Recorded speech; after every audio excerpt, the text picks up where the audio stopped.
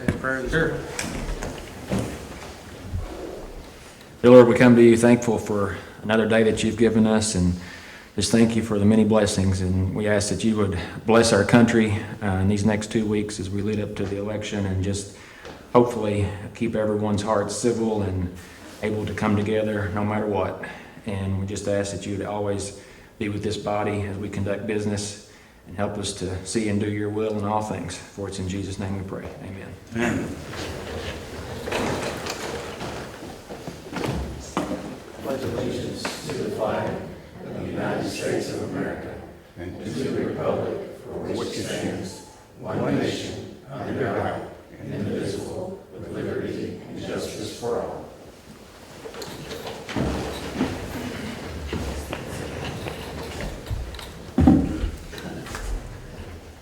All right, we'll go ahead and call Marshall County Fiscal Court to order October 20th, 2020.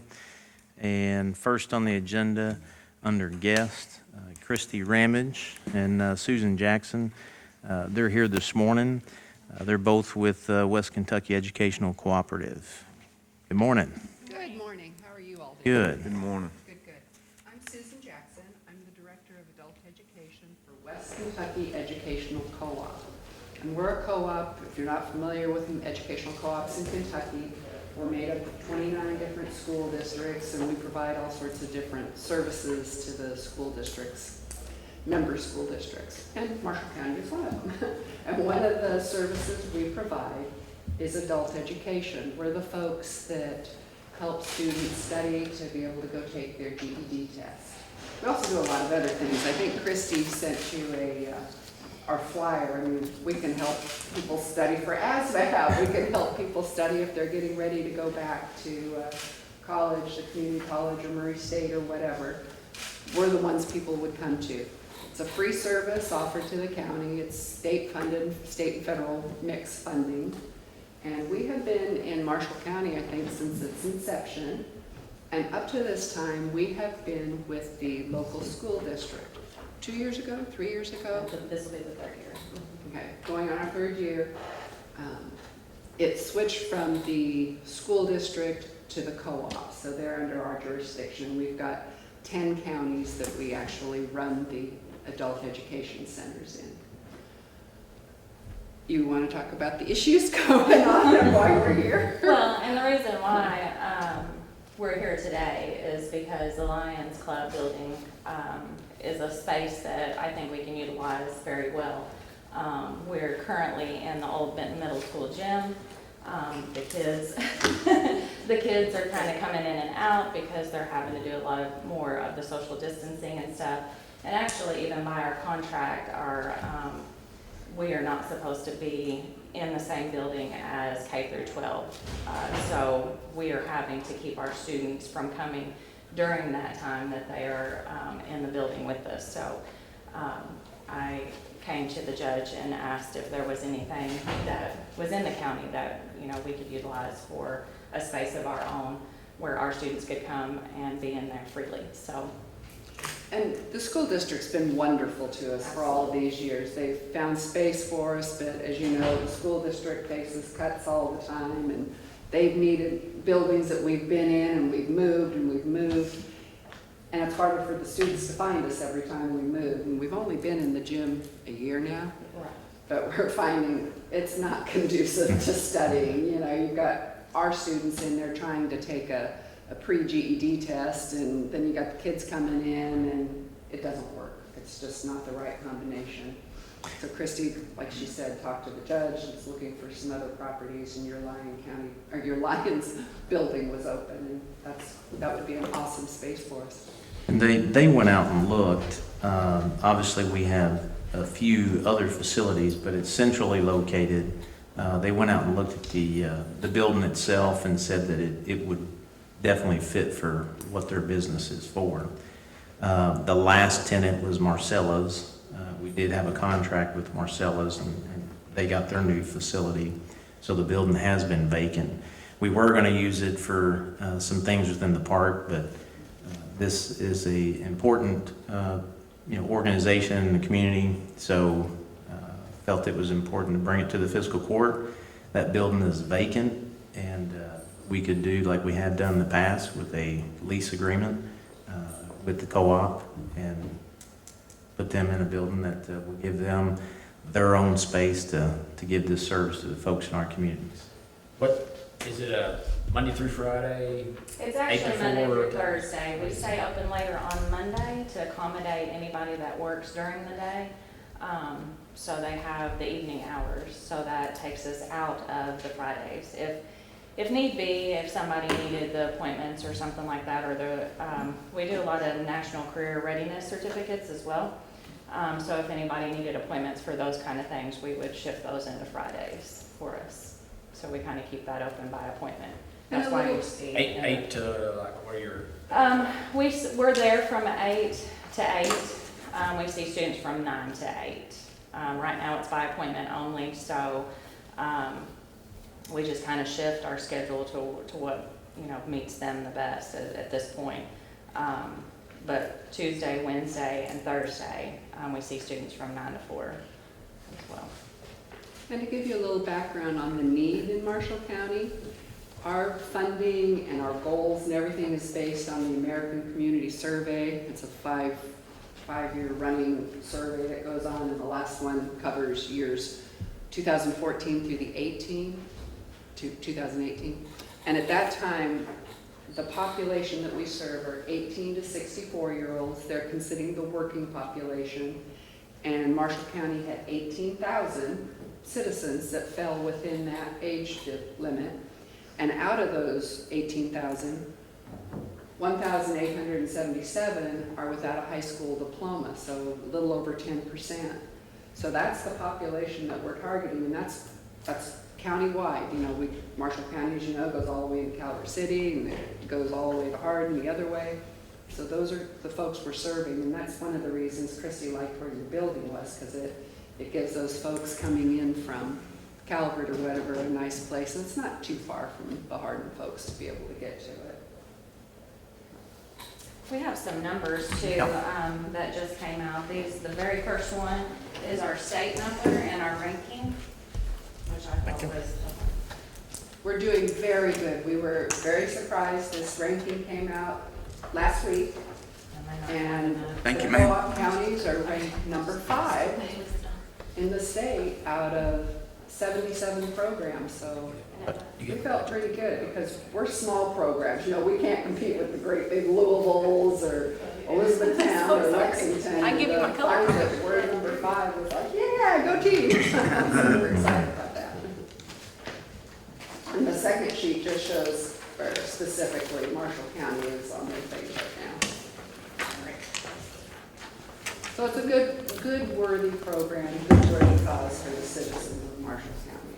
Hey, y'all do a good job. I know several people that's went through this program's helped them tremendously, so Good. you all do a great job. Thank you, appreciate that.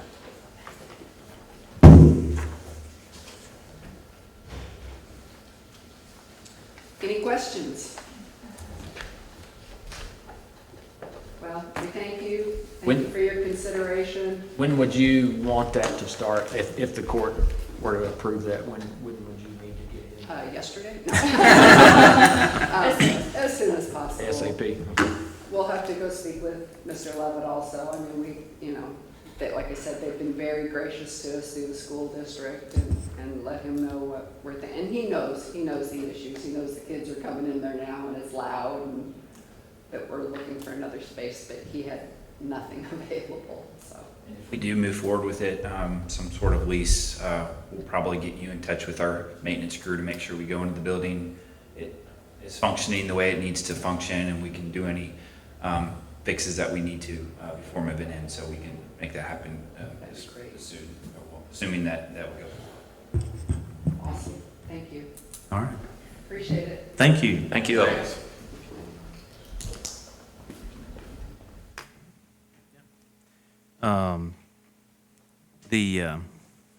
The lease program, obviously, we've got agencies, organizations that are in this building and other buildings across the county. And like I was saying, the last tenant, Marcella's, they moved out and that building is vacant. So I would ask the court to entertain given this space with a lease agreement, obviously having the county attorney draft a lease like we have with all the other tenants to the West Kentucky Educational Cooperative. I move we enter into a lease agreement with them. They do good work. Second. All those in favor say aye. Aye. Any opposed? Motion carries. And we'll get back with you. We'll have the county attorney draft it, and we'll follow up and get it official. Thank you. Who would sign the agreement based on the co-op, for the co-op? I usually sign it as director of adult ed, but I could have, we do have an executive director over all the directors. I could have her sign it if you're more comfortable with that. Maybe get that person to do it. What would be her name? Gretchen Wetzel. I'll get her contact number for you. Sure. And you can call Susan. Anita's writing it down. Okay. And before you leave, could you give me some, maybe a contact a business card or something like that? Because in court, we're always sending people, trying to induce them to further their education. So, I've got one. We got it, Susan. Thank you.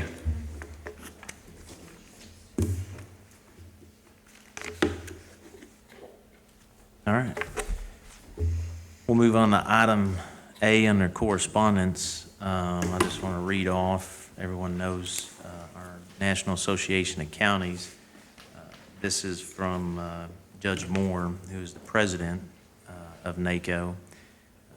Dear Mr. Christopher Freeman, as president of the National Association of Counties, NACO, it is my pleasure to confirm your nomination as a member of the Justice and Public Safety Policy Steering Committee and offer my congratulations.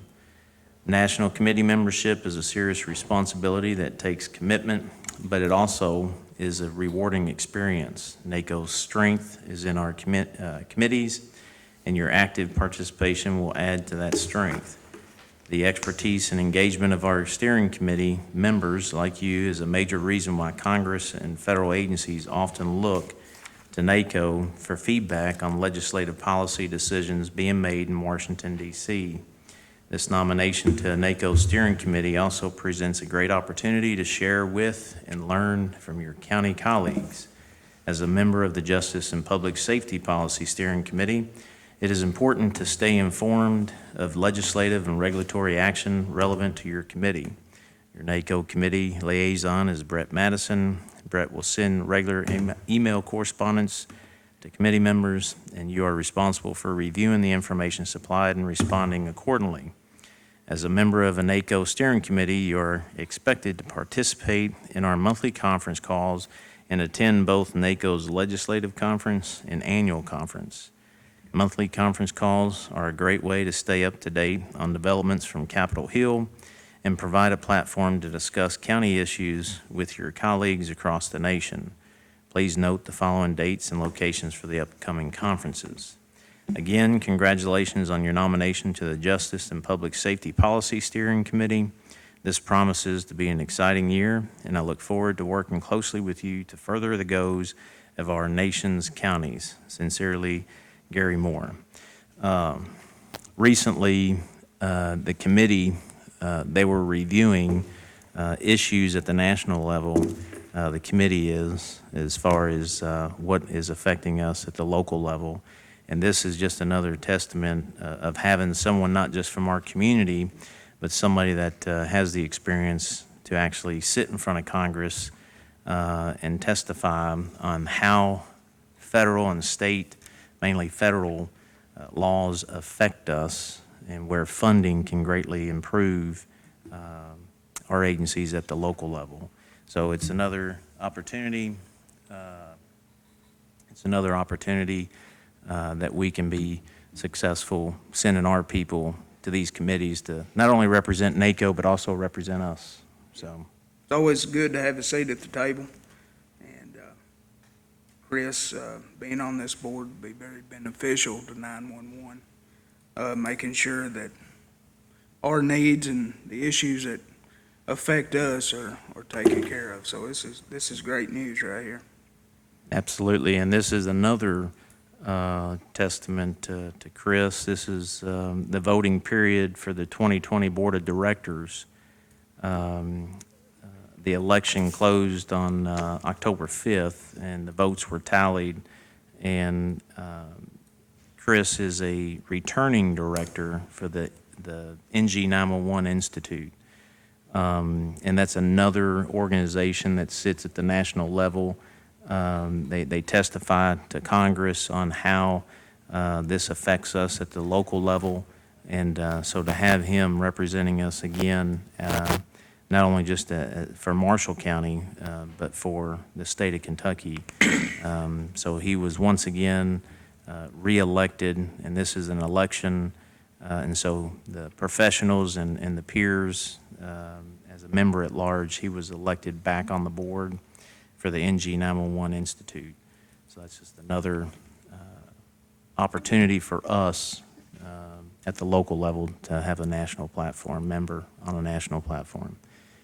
We're going to go into the public hearing at 10, so we'll have to go into the public hearing for, I believe, the petition for Walton Lane. And as we do so, I believe Commissioner Sprague's Brad Anderson, an affected party, an interested party, had sent some information to you that an emergency came up and he was not going to be available this morning. Is that correct? That is correct. Okay. Do we have anybody here for that hearing? Specifically for the Walton Lane hearing? Nobody here for or against to speak on that? Okay, I think we may have to reschedule that. Reschedule it? Yeah.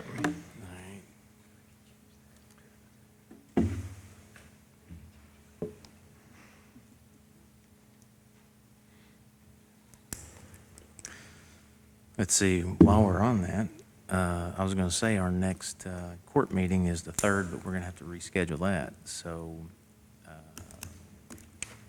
what is the 10th? November 10th, Joe. You know that date, don't you? Semper Fi. That's right. Do we want to do it November 10th? Good night. So we'll plan the public hearing November 10th at 10.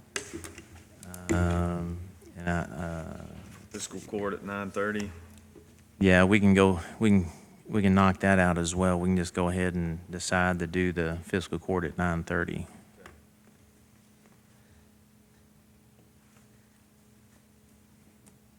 So we will reschedule the public hearing for the Walton Lane petition for November 10th at 10 a.m. And we will have fiscal court at 9:30 on November 10th. And the reason why is because November 3rd obviously is election day, and we're off that day. So we want to reschedule fiscal court. Plus, I expect this building will be, is this one of the locations? Yeah, it's not. Yeah, see, early voting stops November 2nd. Yeah. Do we need to re-advertise or repost? I guess we need to repost it, but do we need to re-advertise? Because we put the hearing date in that. Probably wouldn't hurt, yeah. Okay. All right. Let's see, old business. Item A, approve the minutes, October 6th meeting, October 13th special call meeting. So move. Is there a second? Second. All those in favor say aye. Aye. Any opposed? Motion carries. Ordinance 2020-07, speed limit, Rudolph Road, second reading. This is a speed limit ordinance, Commonwealth of Kentucky, County of Marshall, speed limit ordinance number 2020-07. Be it ordained by the Fiscal Court of Marshall County, Commonwealth of Kentucky, in accordance with the provisions set forth in KRS 189-390, 5A, and based upon the request of affected citizens, and after review by the Marshall County Road Superintendent and the Marshall County Sheriff, the Marshall County Fiscal Court does hereby set the speed limit at 35 miles per hour for the following roads located in Marshall County, Kentucky: Rudolph Road. The foregoing ordinance shall be published in the Tribune Courier on October 27th, 2020. And that is the second reading. Move we approve. Is there a second? Second. All those in favor say aye. Aye. Any opposed? Motion carries.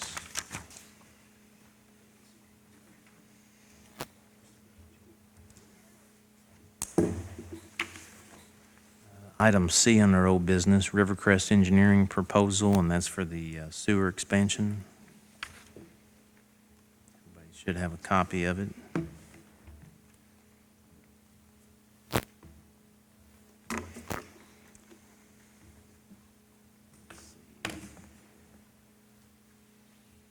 I'll just go ahead and read this. This is the engineering service proposal contract modification 1, Draftonville West of Parkway Sewer Expansion, Phase 1, Morris County Sanitation District, Morris County, Kentucky.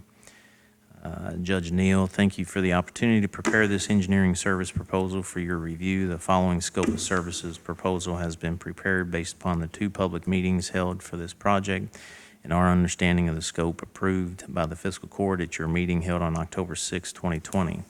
For reference, a copy of the planning map prepared for the additional scope of work has been included with this letter. At this time, Rivercrest understands that the Fiscal Court has approved the additions of those sections noted as alternate A and alternate B, yellow and blue sections, to the project scope of work. The intent of these additions will be to expand on the original project scope to extend gravity sanitary sewer services across U.S. Highway 68 to the north at 2 locations, 1 west of the existing Mike Miller Park entrance and 2 at Easy Street. Although we understand that the Fiscal Court does not wish to build the full extent of those services identified for expansion at this time, Rivercrest's scope of services will include the elevation and surveys of the highlighted project areas. In addition, we will develop designs for gravity sewers with the intent to be able to provide sanitary sewer service to those properties highlighted on the attached map. The services provided as part of this contract modification will be provided consistent with the previously approved scope of design and construction services for the original project. In addition, this contract modification will include permitting services through the Kentucky Transportation Cabinet for the encroachments onto state-owned right-of-ways. Following further review of the design work and construction scope, Rivercrest was able to reduce the previously submitted estimated fees for our engineering design and construction phase services by $2,000 and is summarized below. Engineering design and permitting services, $17,500. Construction engineering observation services, $8,500. Direct expenses, survey mileage, $8,000 for a total proposed fee of $34,000.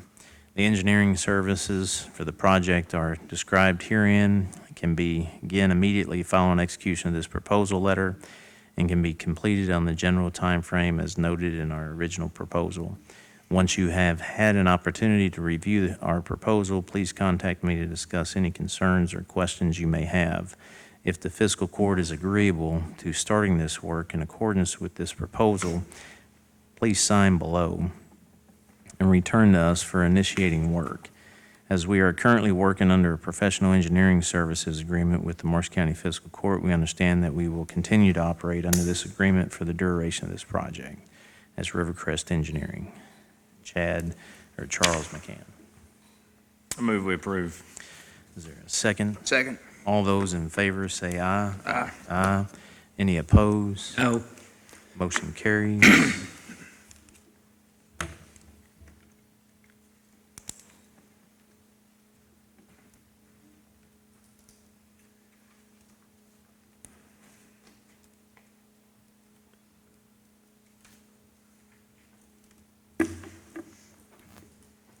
Under new business, we already took care of item A, rescheduling November 3rd fiscal court. We'll go to transfers. I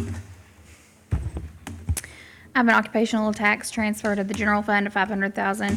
That's part of the budgeted subsidy. And then there's a transient tax transfer of $10,735.80.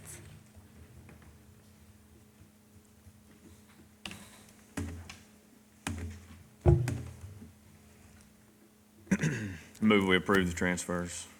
Second? Second. All those in favor say aye. Aye. Any opposed? Motion carries.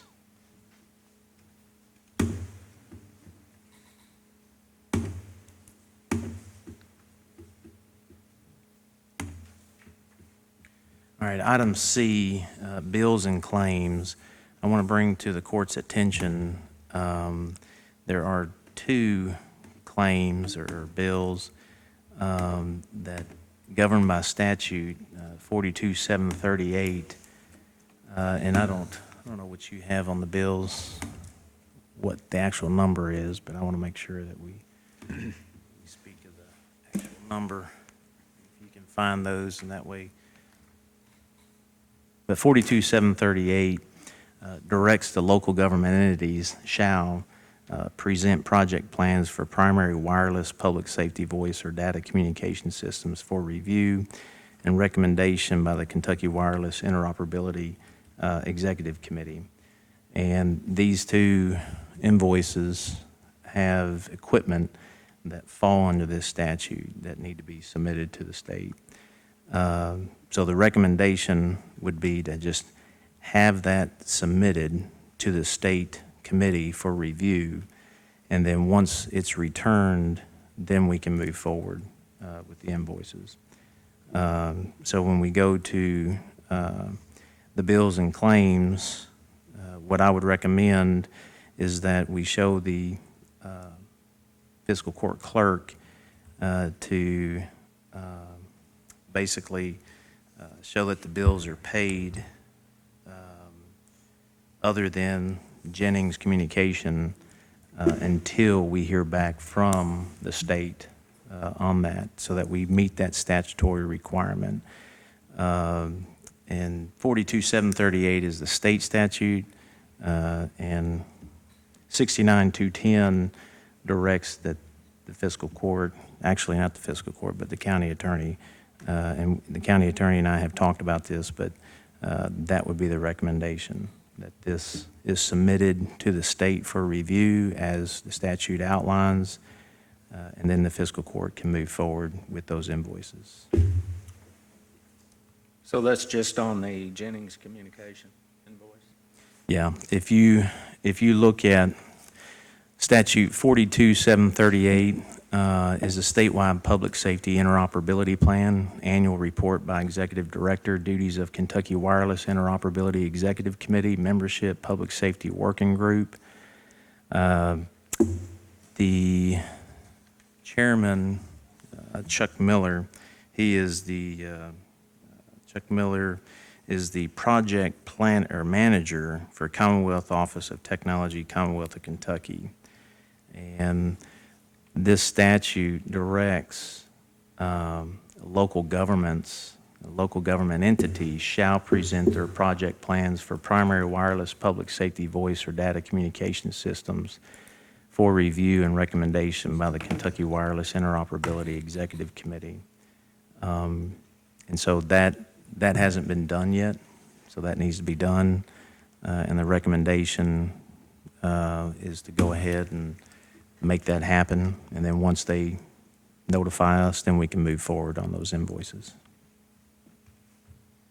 And that's the statute, so the recommendation is just to follow the statute. So move. So the vote on this would be to, well, if you say so moved, then is there a second to send these plans to the state for review? Which ones are, tell me again, can you go by the number? Do you have the numbers?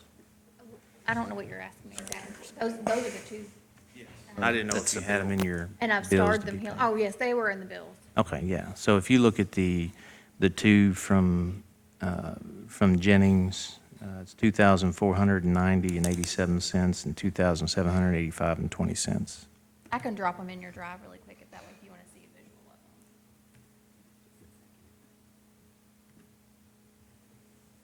them. It's number 29. I'm just looking for the Excel spreadsheet number here. You not look, are we looking at the same Excel spreadsheet?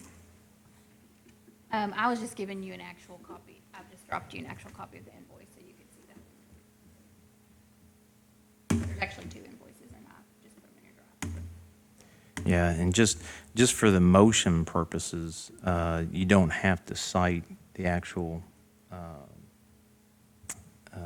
it's just the name, you can just, well, as so moved, the Jennings Communication, these 2, I don't think there's any other ones Not in this. in this set of bills. And it's in compliance with that statute, right? Yeah, the statute, and he highlighted, and I'll just read what he sent, and this is the, Chuck cited, this is what he sent to me. Judge Neal, it was good speaking with you this evening. Thanks for the call. The invoices you provided indicate the agency requested NX 5200 and NX 5700 series radios, which include a proprietary mode of operation, NXDN. Any deployment of proprietary non-standards-based equipment will not be favorably considered by the QUIC as it does not fully comply with the SCIP, and that's SCIP. I would highly encourage you to have this agency request a radio that is a pure P25 radio system that does not include the NXDN mode. Also, please note that this project did not get reviewed by the QUIC committee. I am including the only Marshall County review that I received in my return email.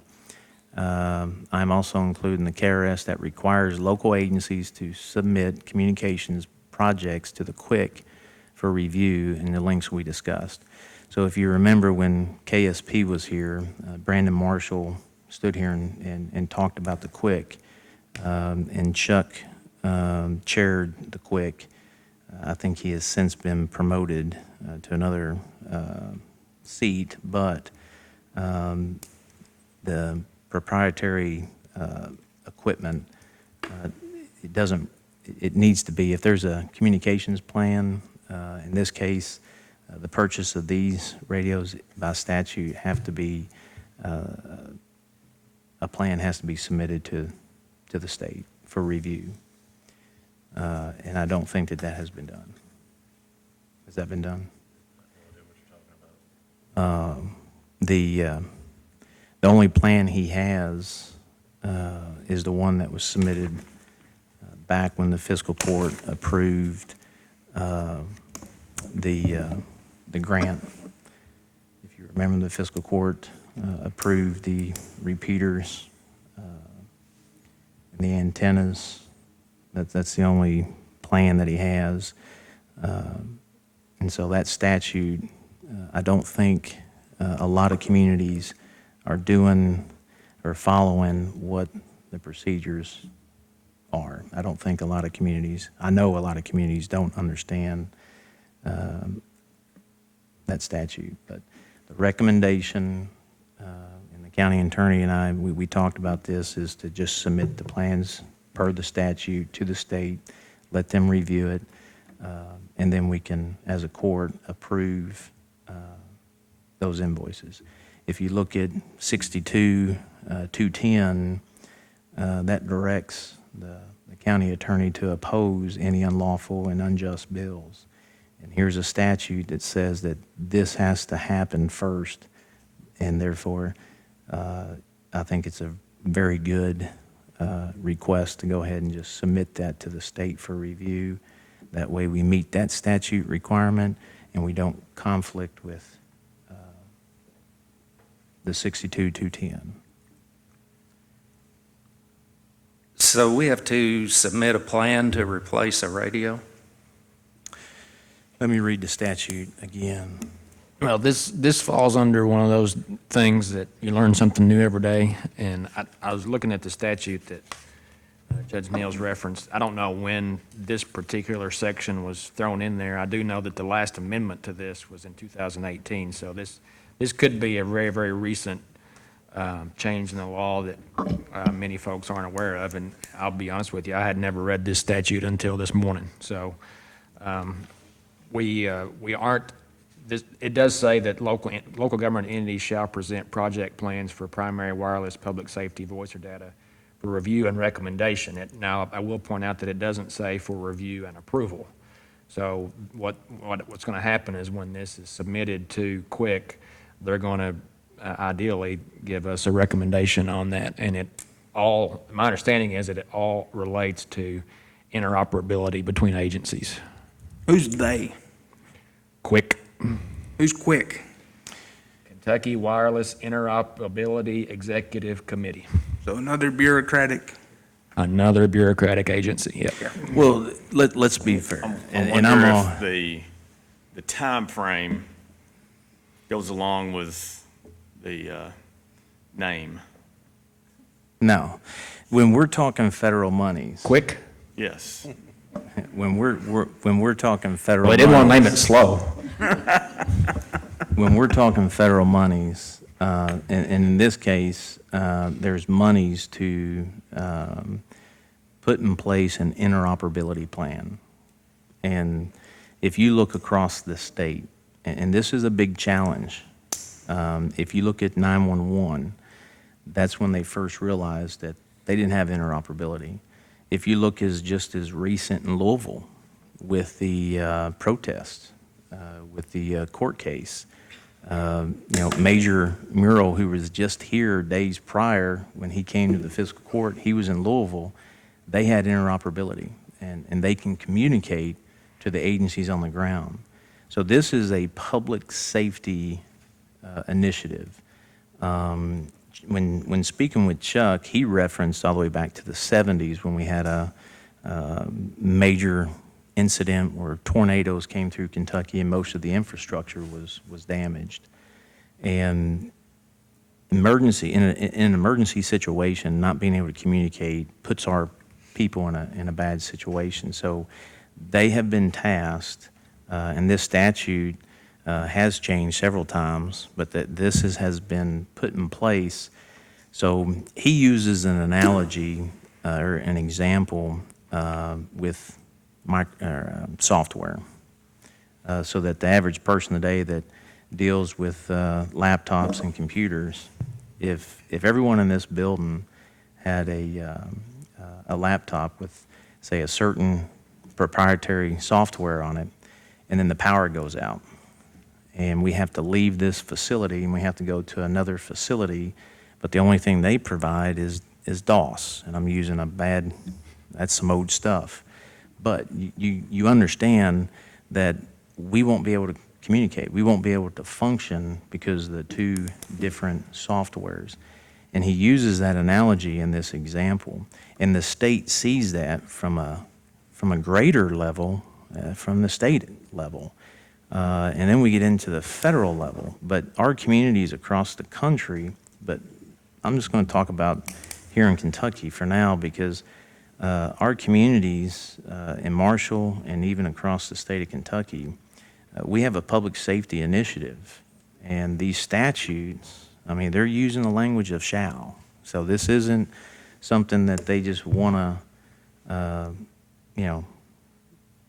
it doesn't say may. I mean, there's some strong language in this, because when we have an emergency situation, if we can't communicate, then the state is going to come in, and the state is going to enact this plan. And they're going to show up with equipment that supports what they've outlined, the P25 interoperability or the interoperability plan, and they've adopted the P25 initiative. And if we don't have that, if we've got a proprietary mode of communication, they won't talk. We'll be leaving this building, going to another building, and we will not be able to communicate. So knowing this, I feel as a fiscal court, we're doing our community a disservice, knowing that if we have a event in our community, the state is directed to where they have to put these statutes in place, because the funding that is available from the federal government requires that federal national, I mean, this is what Brandon was telling us, that federal standard, those monies require it. More importantly, at our level, we need to understand this, and we need to make sure that our folks in this community we can communicate during a disaster when the state comes in. The state's going to come in with this technology. So under this statute, they're saying that, and Chuck reiterated that, you know, it needs to be presented for review. And we're talking with Jason, that's the easiest thing that we can do. Send it to the state for review, and then we can revisit this. You have these I see radios? the You have these reasoning radios behind already? it. I mean, I do, I really do, and we have to do it Yeah, because so, we have to I be mean, able to it's- communicate with one You have another. the radios. I just have It's a not problem paying them with right now getting until we have permission them. from the almighty state, but it is what it is, you know, so. Has to be done, so. I Right. have a motion on the floor, so. Okay.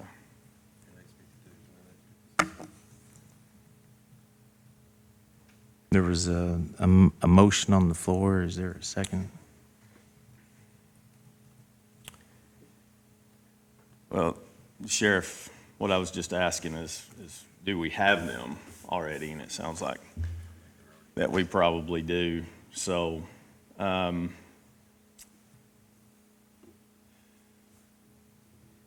don't think it's gonna be, I'll second the motion because I've consistently, listened to counsel as it relates to KRS. And if he tells us KRS says that, then and to go back. I don't want to. What Commissioner Lamb says, he mentioned getting permission from the state. I don't think the report is gonna say approved or rejected. I think it's gonna be recommended or not recommended. 'Cause, Right. When it comes down to the brass tacks, I'm not sure that the state has authority to tell. So they can't tell, okay. But it's Right. gonna be a recommendation one way or the other. It, They use the word review and recommend on purpose as opposed to what you often see in statutes, review and approve, so. Okay. right. My concern with that is the bill not being paid in a timely manner. We have no idea what we're looking at to hear back from them on this. Well, understand the process when and we've gone through this with the auditors. And just like I think I brought that up in a prior meeting where with the motion, in this case, if a motion is made and second and passed, that a bill be, in this scenario, put off until the state reviews it, and as Jason says, approved or denied, whatever they got to do, and then it comes back to us, then we can move forward with that. That covers us, even though the state says we shall pay our bills. I mean, that's clear from the state. But that statute that I referenced gives us the ability of the fiscal court to put that into the minutes, to put it into our records as far as what we're doing. It's not going to compromise us in an audit situation, say we typically have to pay them in 30 days. Well, this has been presented to the fiscal court within that 30-day window. In the discussion, we're identifying that there's a state statute that says we have to do this, so we're doing that and we're documenting it. So it's You have not. the meeting date that me and Tim met with the judge. Do you know what date that was? A few weeks back.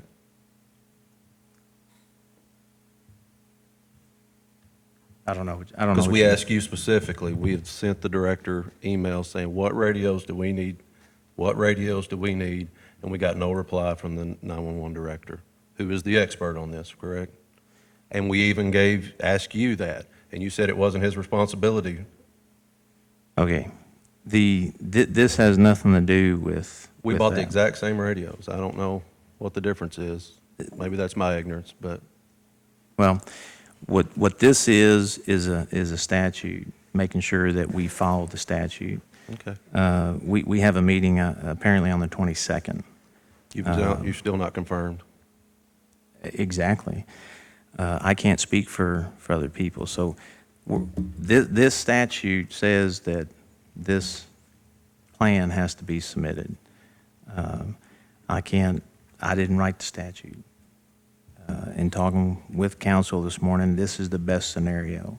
It's submitted to the state for review. we get that back from the state, and then we can move forward.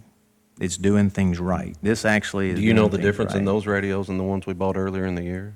Yes. What is the These difference? radios are proprietary mode.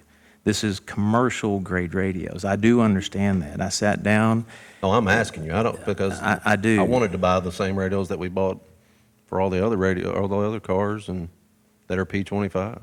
This is, and I'll read again from Chuck.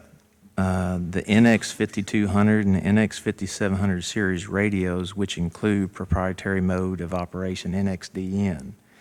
KSP, I had KSP here to educate us on this. Brandon Marshall stood there and said the exact same thing. He talked about the quick committee. So this stuff has been discussed in court. So these radios won't work with our system. Is that what you're saying? No, I'm saying that 42738 says that the plan for wireless communication has to be submitted to the state. Okay. That's what we're talking about here. Okay. I mean, that communication has to be done. Okay. And Who told you that? Chuck Miller You- and Brandon Marshall No. sat here. Okay. Good deal. I mean, that, in the fiscal court, I didn't submit this. Mm-hmm. I mean, this is following the statute. Okay. It's doing the right, and we're bound by 69-210. And the county attorney is sitting there saying, submit this to the state for review. That's it. That's as simple as it is. We can't determine how long that committee, and I would suspect that committee, once they get it, they will review it. But I can't answer a question of how long it's going to take them to review it. But I can tell you that if it takes them 3 weeks, that's not going to put us in a compromising situation, because if it would, he would be telling us that. We're doing this the right way. It's a change of how government has been done at the local level. This statute, if it was changed in 2018, it's a change to a statute. I mean, most communities probably don't know about this. But are we to say that we don't follow a statute? No. All we're saying is let's follow the statute as it's outlined, and we move forward. The statute requires them to meet quarterly or as often as necessary for the conduct of its business. So we're in the 10th month. Hopefully they would have a meeting scheduled, I would say, with November and December being holiday season, hopefully within the next 3 or 4 weeks. Well, Chuck did say that he had authority to sign for the CIO. So I don't know if we can look at that too. I know the statute says that but I don't, is that the 20-member board, or is that the committee? I'm just looking at what it says. The local government entities shall present project plans for primary for review and recommendation by the Kentucky Wireless Interoperability Executive Committee. So the way that I read it, and it goes on section 5, it says who the quick committee is, and it says shall consist of 20 members as follows. Yeah. I can find out from him directly as far as how long it would take, but I don't think that it's going to take a long time. But I don't think that is an issue on itself to not follow the statute. So, Jason, I've got a question for you. So if we have a officer's radio fail and have to be replaced, are we going to have to submit a plan for that? Well, I don't think so. I mean, if you have an approval on, let's say that, and I don't know anything about radios, okay? If you've got a radio that's, I'm just going to use an ABC radio, okay? This is just a generic term. If you have an ABC radio and something goes wrong with it and you have to replace it, if you get another ABC radio, then I don't think you have to submit anything new. You're just replacing what you had with something that's exactly the same. don't have to approve every individual radio. They just approve, this is the kind of radio that you can use. If this one messes up, you can get another one just like it. But if you was to get a different kind, then you'd have to send it for approval. That's the way that I read it, yeah. Right. And for these types of radios, that plan is at the sheriff's department, not my office, not the fiscal court. So therefore, those plans have to be submitted to the state. And just for the record, I know there's been back and forth over the last couple months over this. Who is responsible for the radios? Does that come from the fiscal court, the 911 director, or the sheriff's office? That comes from the sheriff. I mean, the interagency agreement that was signed between the sheriff and the 911 director, when we presented this all the way back last year in front of the fiscal court, we participated to get those funds available for the antenna. There was an interagency agreement that was done between them, but the actual portable radios, we're not gonna. Yeah, I don't have now, the repeaters, the problems and the repeaters, they have management control of. All I am in control of is the mobiles that sit in my car and the ones that sit on our waste. So to answer your question, the interagency agreement that is in place was ultimately before the sheriff signed that over to the 911 director, and that was all done in good faith. I mean, we brought all that between the fiscal court. That was done here in open in front of everybody, because I know we took monies from the road department when Wendy was here, and we took monies from an account, ABC. Monies that you had, and the fiscal court put that in place. But the mobile radios, we don't. I mean, 911 doesn't come in and tell him what type of radios to purchase. The fiscal court, we deal with the monies. And in this case, public safety, my office does have a responsibility to make sure that public safety is adhered to. And in this situation, this is a public safety issue for the county, not just an individual agency, but for the county. The state is simply saying, if we have an emergency and all of your communication, is compromised, or major parts of it, we're going to come in with support. And that support is funded by both federal and state dollars. So there are restrictions as far as what can be used. And when KSP was here, I mean, you had Unit 5 here from KSP. He was here, made himself available for any questions. And the P25 standard is a national standard. That standard was fully developed after 9/11, when units on the objective couldn't communicate. And so it was a major issue, and since then, we're well in the 20 years. Communities like Marshall County are no different than the city of New York. If we have a catastrophic event, the same thing that will plague an infrastructure in those large metropolitan communities will plague our infrastructure. And in some cases, in a rural community, I think it's even more difficult because of funding. And, just like when Brandon stood here, and even Chuck, this is really, and this is just my opinion, this is dealing with funds available for us as a community to get our infrastructure in place. And we have demonstrated that when we sat here and we discussed those monies. Those monies that we pulled from the road and from the sheriff's department was the matching dollars that has got us, well, in the past year and a half, almost $500,000 that did not come directly from our general funds.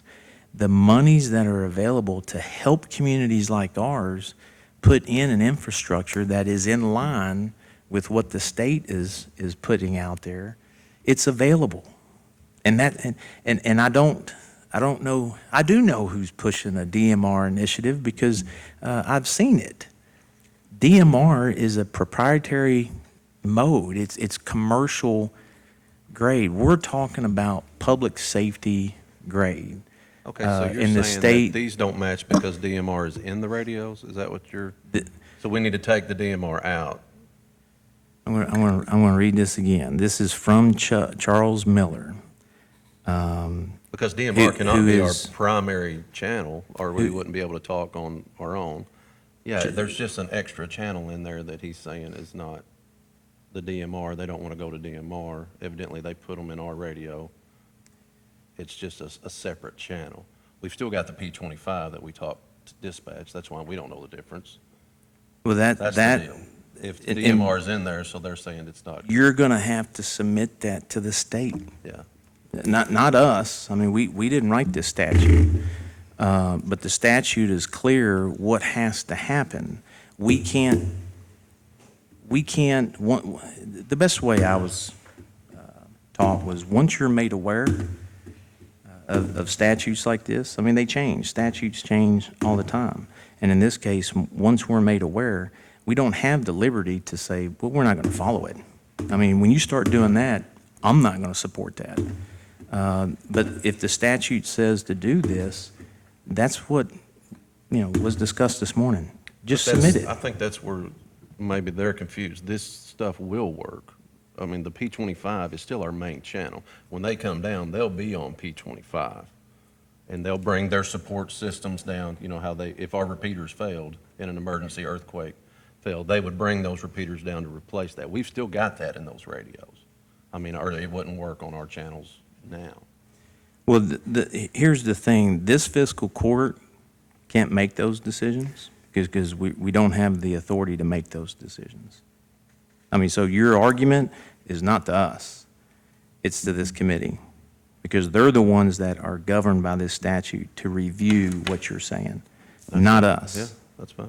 So if you want to, But you were saying how our stuff would not work. That's what you were saying earlier, that it would not operate with the state. Is why they put that instead. I'm just telling them, the radios we bought will work with anything they bring down if it's P25.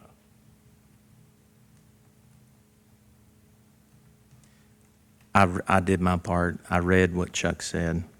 You're going to have to take your argument to the right people that, Not an argument. I'm just trying to keep you from bringing more confusion than what we already have. okay. There's a motion on the floor. You seconded it. And Commissioner a second. Collins seconded Yeah. All right, all those in favor say aye. What's the motion again? I'm sorry. It's gone on so long. to take the county attorney's Those two. recommendation and comply with the statute. We're just holding off on these two bills until we hear back from the quick committee. Ideally, quickly. Okay. Thank you. And there's a motion and a second. All those in favor say aye. Aye. Any opposed? Motion carries.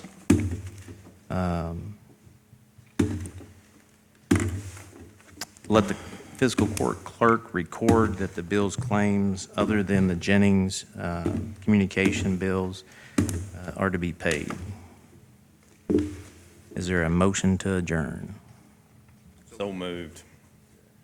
All those in favor say aye. All those opposed, motion carries. Gentlemen, let's have a good day.